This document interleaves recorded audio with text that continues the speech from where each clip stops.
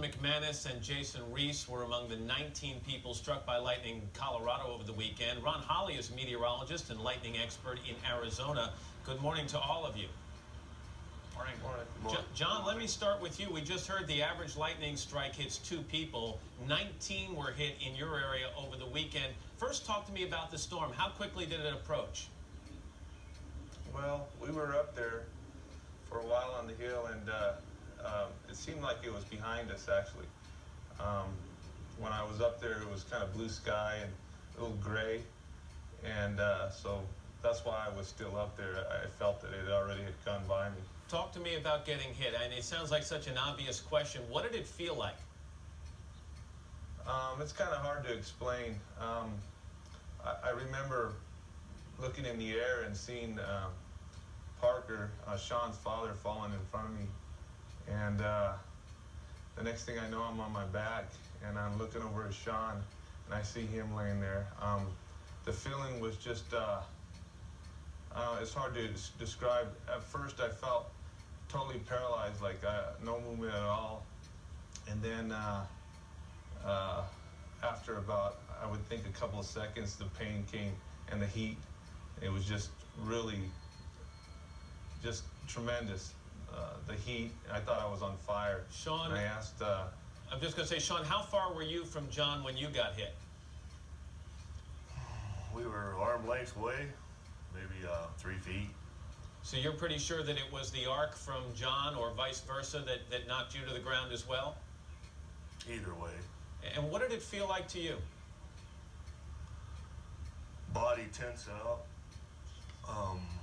tremendous pain, and the dead feeling from my chest down, no movement. Jason, Couldn't move. I understand after you were hit, you were knocked to the ground. You say you woke up with 2 handfuls of dirt. What was the sensation like for you? I just remember getting shocked really bad and couldn't move very well when I opened my eyes, and then I made myself get up when I seen these guys on the ground to go help them. I mean, you did manage to go from person to person, or at least attend to several people, despite the fact that you were hit. I mean, what are your lasting effects from this? It's been a couple of days now. What are you feeling now? I'm just really, really sore and tired. Feel kind of weird. I know that one of your friends, Gary, is still in the hospital. What's his condition? As far as I know, he's doing pretty good. He's talking and stuff. I'm supposed to talk to him on the phone today, so find out a lot more here later on. Ron, how typical is this story that we're hearing? I mean, is this something way out of the ordinary? Well, there's a couple of factors here. One is that the number of people involved is very large. Usually it's only 1 or 2 people.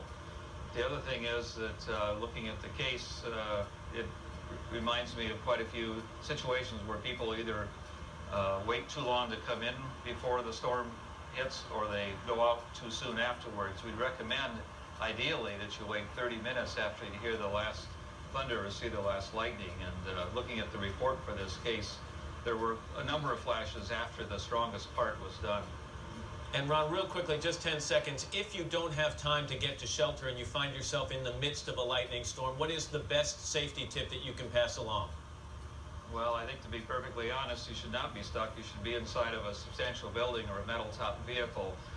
There really isn't a safe place outside because you're in the open and lightning looks for the tallest objects. All right, Ron, thanks very much. John, Sean, and Jason, our best to you. We hope you're recovering well, and our best to your friend Gary. And still ahead, he is ready.